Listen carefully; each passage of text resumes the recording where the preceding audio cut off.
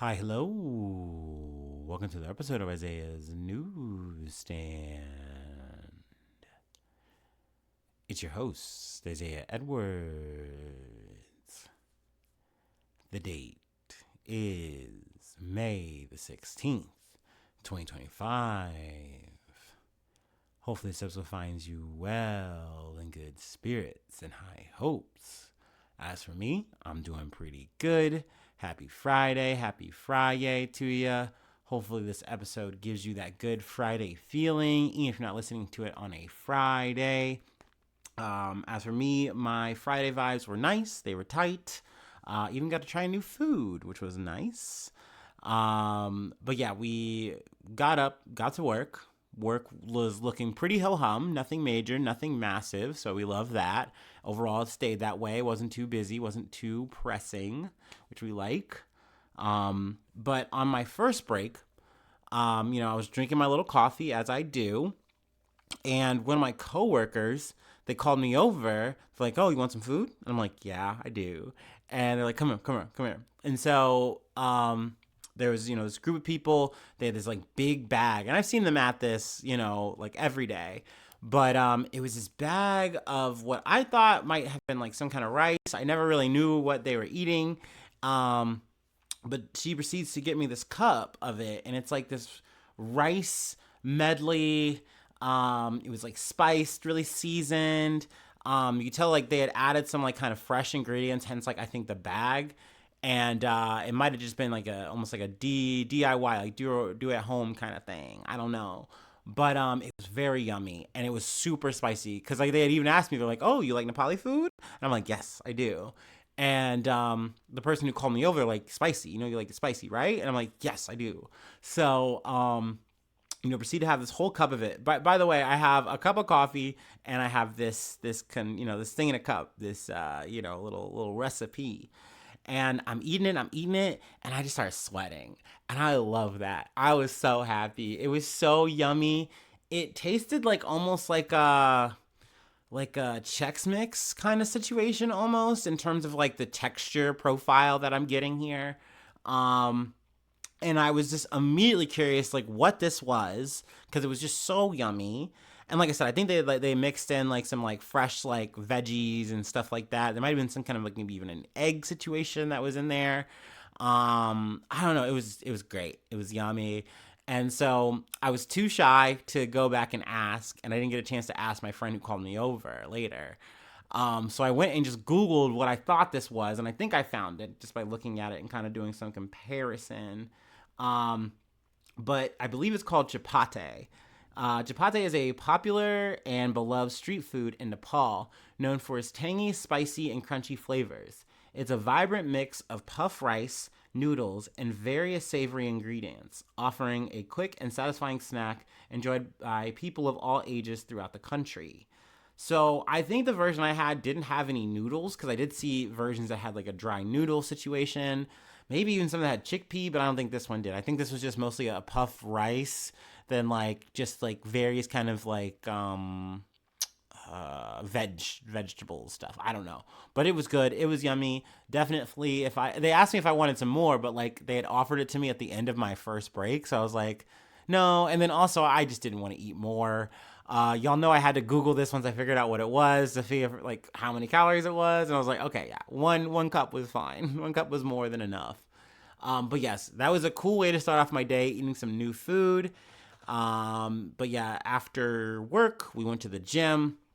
Gym was good. It was a little bit busier than I liked for a Friday. Just because I couldn't get to a Smith machine when I wanted to, which is like, I like to start off my lift day, especially if I'm doing a heavy lift day. I want to get that out of the way, right? I want to like start with all my energy doing the thing that I care about the most, right? But we didn't get to do that. But luckily, we were able to get some, free weights in, and I mean that was good. Then I was able to double back and get on a Smith machine and get, all the reps I wanted to get in, and so that felt good. Got to chat up with a homie. That was cool. So yeah, overall, it was a good vibe at the gym. We loved that. I will say on and off, it kind of rained throughout the day. So that was a bit of a mood thing, I guess you could say. I mean, I don't know, depends if you like the rain or you don't. I think as long as I don't have to really work in it, then it's fine. And luckily, it didn't like rain so much that it was like really leaking through my trash compactor, and I really didn't have to drive in it too much. So overall, I was good there. I will say, oh, speaking of driving around, the one thing I would say that was definitely a thorn of the day. It sounds like my brakes are maybe having a bit of an issue, or a pending issue might be a thing, and I'm like, oh, cool, because I totally have money for that. So yeah, I mean, we'll see. We'll see how that goes. I'll keep you posted. Knock on some wood. But yeah, I would say that was the only like problem of the day that was kind of like a bit of a stressor, and then just generally being broke. But hey, it's payday. Yay. But yeah, no, I'm excited for the weekend. I'm glad that we got through the week in general. So yeah, that was cool. So yeah, we're all caught up on my Joneses. Let's go ahead and do our startup, and let's get into some news.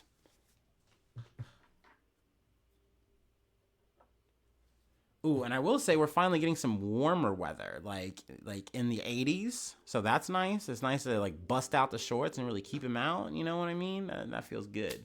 The hoochie that is.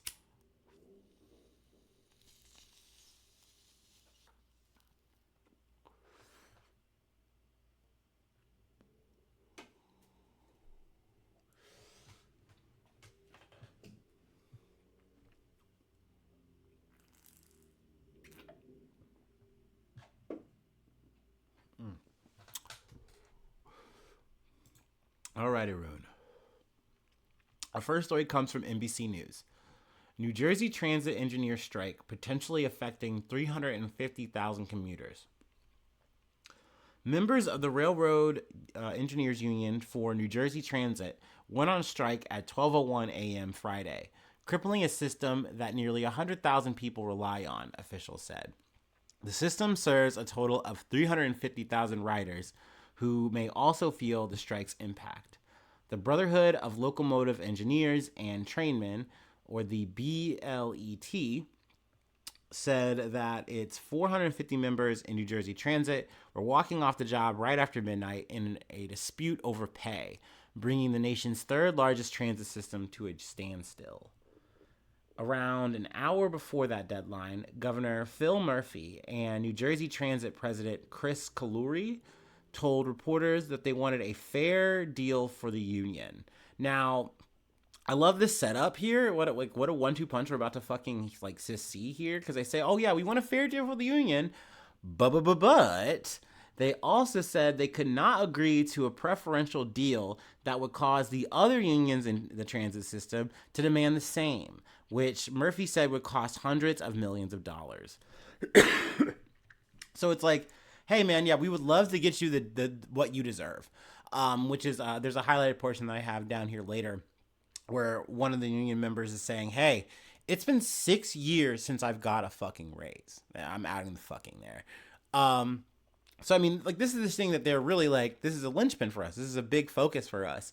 And essentially they're saying, yeah, we hear you. We definitely like, we feel you on that. But if we give you guys a raise, then the rest of the other motherfuckers in the union are gonna want a raise. And then what are we gonna do? It's so much money. Ow, wow, wow. And it's like, bro, they need the money. Like, how are you supposed to be able to survive in this economy when you haven't seen a raise in over half a decade?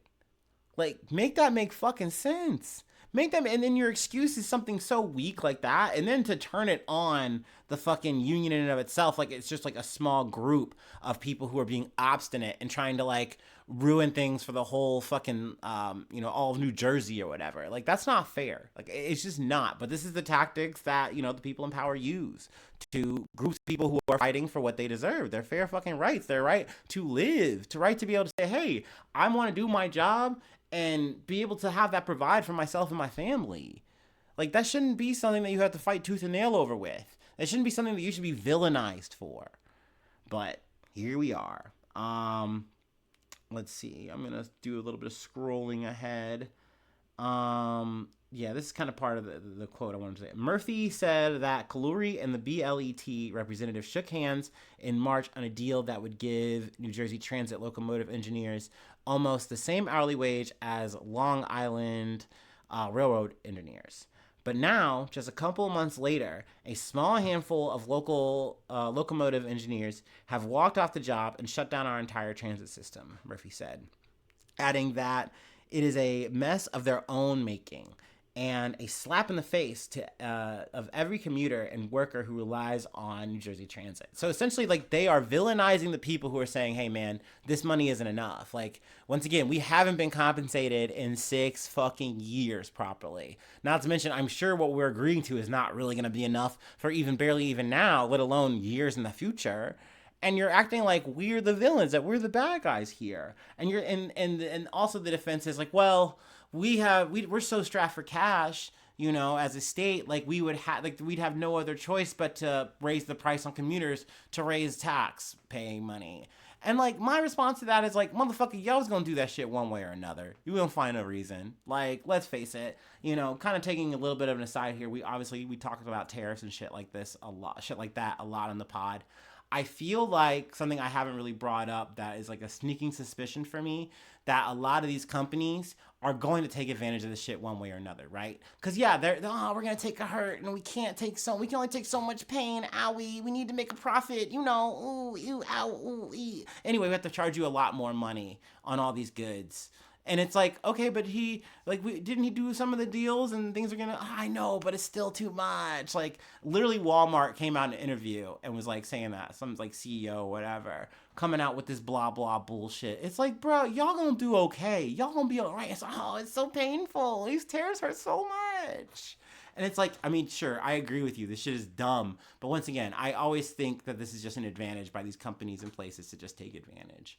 And I feel like, once again, here, taking it back to New Jersey, they're using the excuse of like, man, I mean, we don't want to raise the prices on you guys. We don't want to do that. But if we give in to this union, this part of the union, then like, that's the only choice. That's the only options we have. They're giving us this devil's ultimatum. It's not this. So what a Sophie's choice they're putting us in. It's like, ugh, I mean, that's one way to narrate it, I guess. I just disagree with it. And I think no matter what the fucking, you know, outcome is, these people need to make the money they need to make to live. Like, I don't know. Like, this just shouldn't be a grand debate. It never really is in my head. I don't know. Let's see here. That was my highlighted portion. I'm trying to think if I just, yeah, we said what I said what I needed to say. Anyway, I want to move on to the next story. It comes from the Associated Press. 10 escape from No, wait. I'm sorry. I do need to rewind because this was something that was really annoying to me to read. Because you know how, like I said, these people on the high up are doing all this switching and they're really barreling down on the people that are their constituents. And you know, in the name of their constituents, they're doing it too, which I really fucking hate. So let me go back to this guy, Newark Mayor Ras Baraka. We mentioned him in the previous episode when we were talking about the detainee deaths. It's kind of unrelated, it's a bit of a side story, but the fact that he had gotten detained because he had went to one of these detention centers and he was like, hey, what's going on here is not right. Like, you're taking people out of my, out of New Jersey, whatever, and like, this fucked up. Like, and he's fighting for these people. That's a really cool photo op. Sounds really good. Oh, fucked up that you got, locked up for your act of civil unrest, protest, whatever the fuck. But here's his take on the matter. It's Newark. I wanted to say New York, but this is not New York. Newark Mayor Ras Baraka said the strikes was precipitated by New Jersey Transit and makes it clear that the system needs to restructure its funding model. It's time New Jersey shifts toward reimagining our transportation system away from a conduit between major metropolitan destinations and focuses clearly on the increasing ridership of our residents in our own cities for their daily needs to live, work, and play, Baraka said in a statement Friday. Now, this seems like one of the political things that people say that's very, like, almost vague and, like, optimistic, but it also sounds like to me, if I'm reading through the lines correctly, maybe I'm not, but it sounds like you're just trying to cut these people out of it somehow, some way. And I'm just like, nah, that's damn near fucking, union busting if you ask me. I don't know. Maybe I'm being dramatic.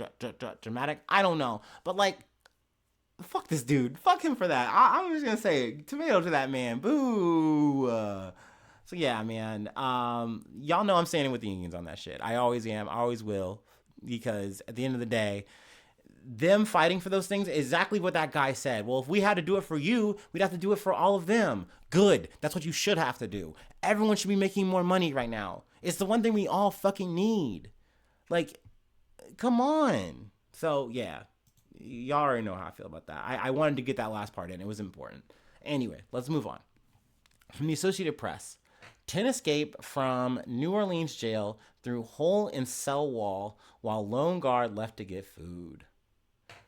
10 men broke out of a New Orleans jail Friday in an audacious overnight escape by fleeing through a hole behind a toilet and scaling a wall while the lone guard assigned to their cell pod, was away getting food, authorities said. 9 of the escapees, which include suspects charged with murder, remain on the lam following the breakout that the local sheriff says may have been aided by members within the department. You know what's funny? I always think about this, like whenever I hear the words on the lam, I always think of just like a time far away. Even though, yeah, you can be on the lam whenever you're like on the run, whatever. I don't know. That's a funny phrase to me. Surveillance footage shared with media during a press conference showed the escapees sprinting out of the facility, some wearing orange clothing and others in white. They proceeded to scale a fence using blankets to avoid being cut by barbed wire. Some could be seen sprinting across the nearby interstate. A photograph obtained by the Associated Press from law enforcement shows the opening behind a toilet in a cell that the men escaped through.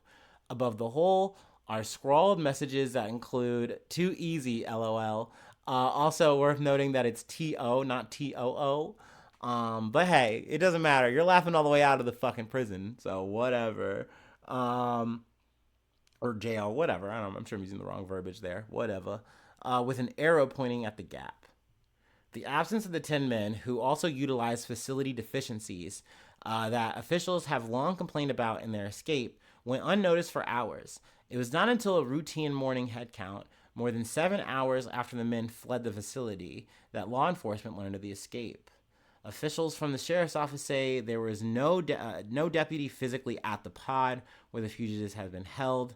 They said there was a technician, a civilian, who was there to observe the pod, but she stepped away to grab food. Excuse me.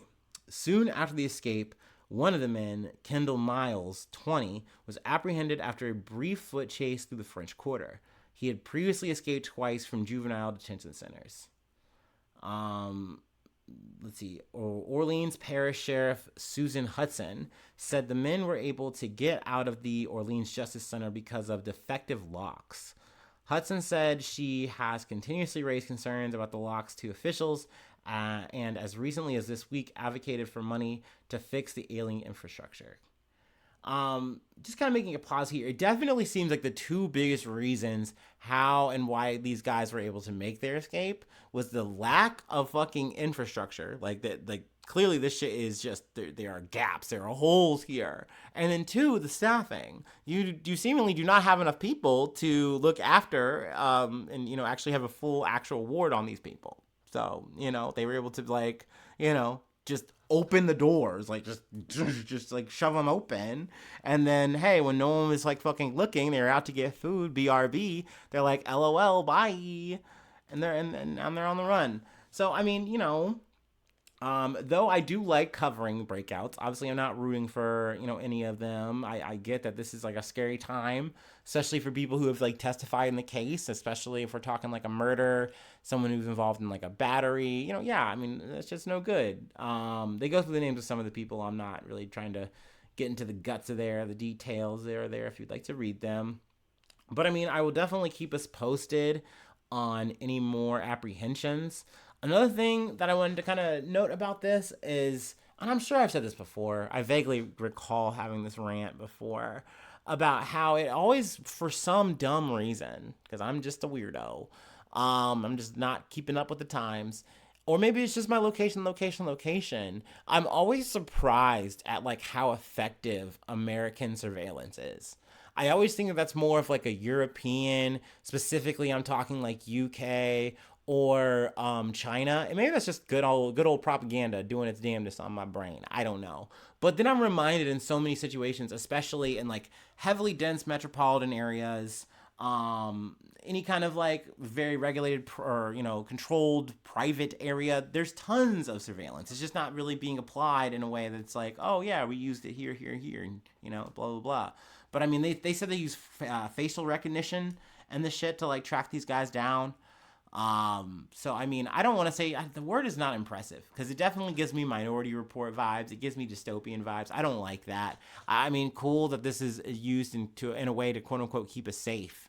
But it does give Big Brother, right? It does feel unnerving to know that there's just always something around recording you. And shit, I know at my job there's tons of cameras. I always like try to peep them, try to clock them. But yeah, like I said, back to my naivete, my idiocy. I'm sure even where I live, you could probably track me via a camera pretty much damn near everywhere. I just don't think about it. You know what I mean? I just haven't really thought or pondered it. You know what I mean? It hasn't become an issue or a thing.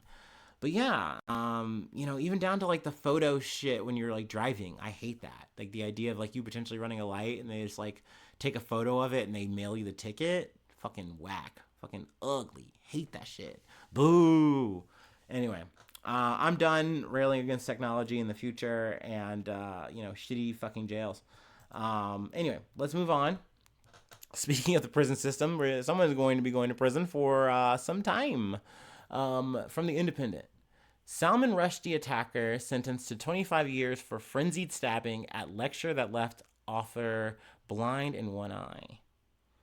The man convicted of trying to kill Salman Rushdie has been sentenced to 25 years in prison for launching a frenzied attack on the celebrated author. A New York jury deliberated for less than 2 hours before convicting Hadi Matar, 27, of second-degree attempted murder in February. British-American author Rushdie was blinded in one eye in the harrowing attack in August of 2022. The attacker was also found guilty of assault for injuring Henry Reese, who was on stage with Rushdie and was about to interview the author. Now, Rushdie didn't show up. He did leave an impact statement, which is fair.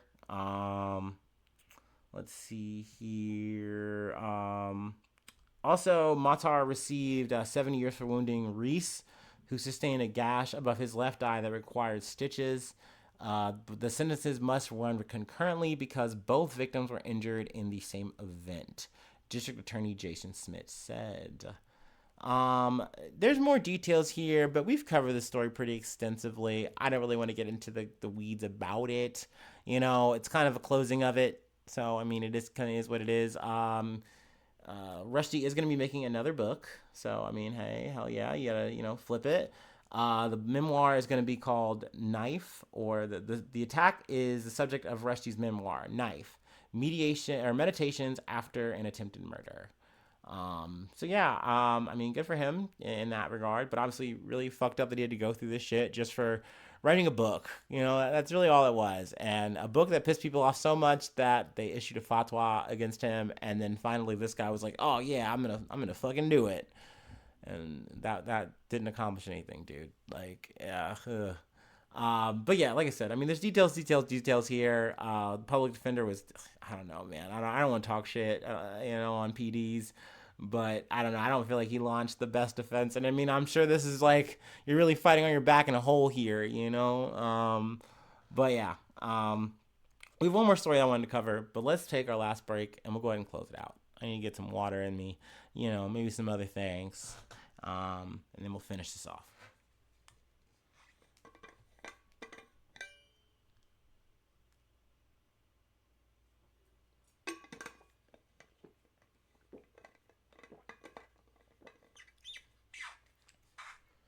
Oh.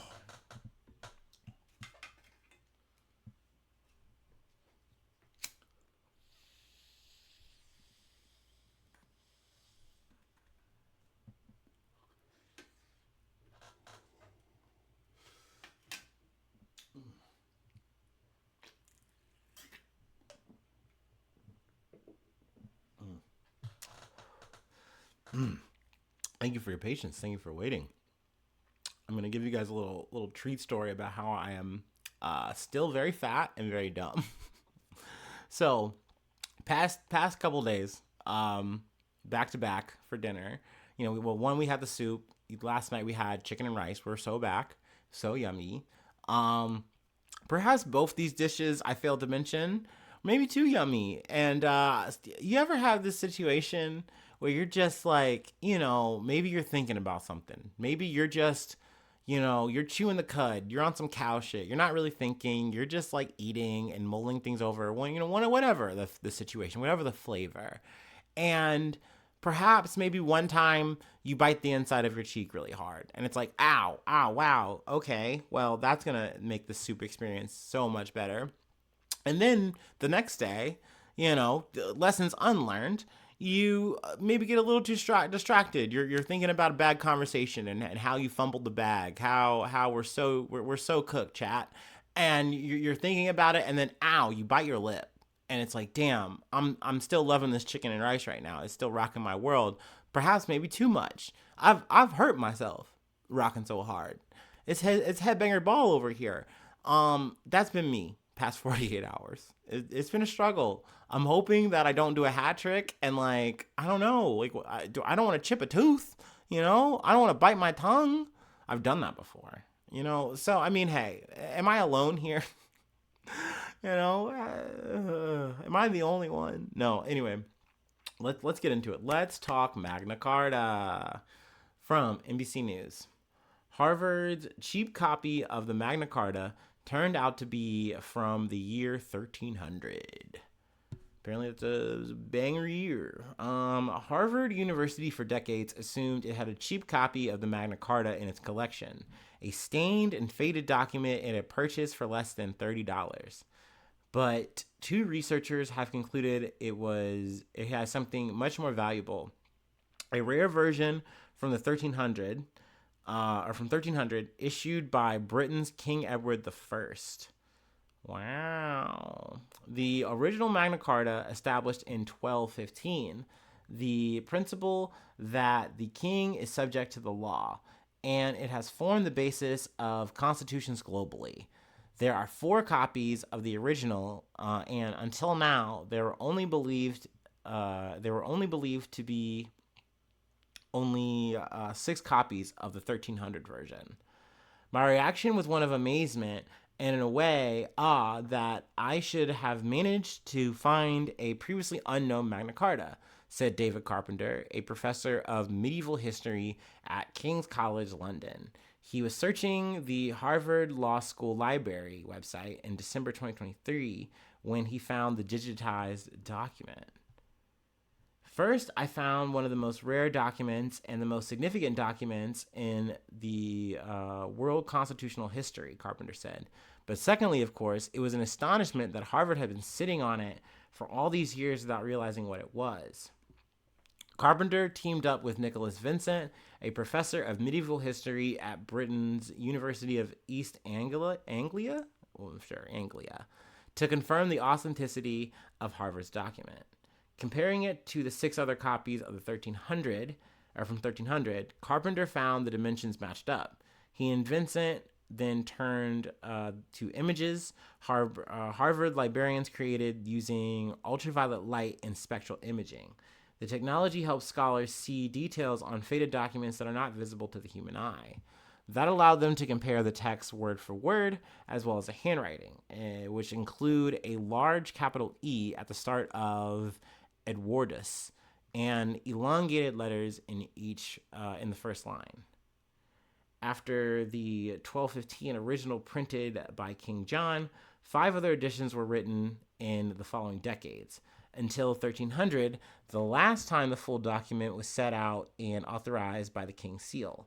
The 1300 version of Magna Carta is different from previous versions in a whole series of small ways, and the changes are found in every single one, Carpenter said.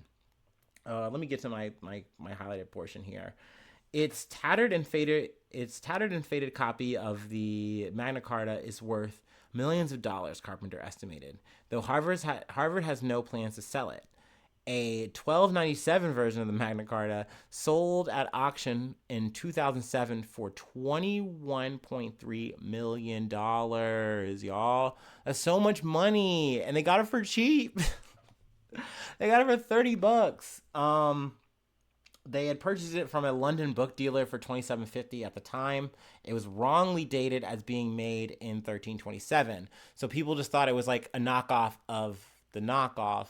Cuz and this is let me get to this cuz this is my 2 cents where I start, this is how I feel about it. I kind of think this is a nothing burger story. Call me an asshole. Don't get me wrong. It does file into like a history geek thing in me that I'm like, okay, I can appreciate it. That's neat. That's fun. But like, this isn't the OG. It's just a later copy of the OG. But once again, just the motif being my ignorance, right? Maybe this is me not putting myself in the times, right? To me, a copy is a fucking copy is a fucking copy. In 2025, you just don't give a fuck about this shit. You can just bloop, bloop, bloop, bloop, bloop. I can duplicate anything. I can spam anything. It doesn't matter. So, like, the idea of this having any significance, to me, it just kind of goes over my head. It's just a cool piece of paper. But I do appreciate, to at least an extent, that, like, this is a piece of history. And not just a piece of history, it's a piece of history we didn't know about, right? It's like, oh, shit, like, new document unlocked, right? That's not every day that happens. So I get that this is a major find. It's a cool find. I think, to me, the biggest draw was the fact that they got it for $30, thinking it was just like, a random off copy thing. It's cool, it's just something that's a good vibe. And they put it up and they left it, whatever. Of course, people are drawing symbolism or, connections just to the here and now and how, Donald Trump's trying to like just really just burrow down on Harvard, saying, hey, if you're going to fight us on this shit, then we're going to make sure that you get no money. You're not going to get any money from us. So, we've covered that in the past, and there's only been more to that where they're just trying to withhold more government money and more government money. So that's a bummer. So yeah, I mean, that's where I want to leave it though for today. Cool document. Nice that they found that. And once again, got it for the low price of $27.50. But yeah, if you'd like to help out, support the effort, I do have a Patreon, patreon.com/IsaiahNews. Become a newsie today. Free ways to hit me up, IsaiahNews1@gmail.com. Feel free to follow me or the podcast on any of the socials. Subscribe to the YouTube. Follow on TikTok. Follow on Spotify. Follow on Apple Podcasts. Whatever platform you're listening on. Leave a like. Leave a cool comment. Sharing is caring. And, excuse me. Ooh, that came from the heart. Hopefully I see you soon for some more good news. I love ya. Bye-bye. Mwah.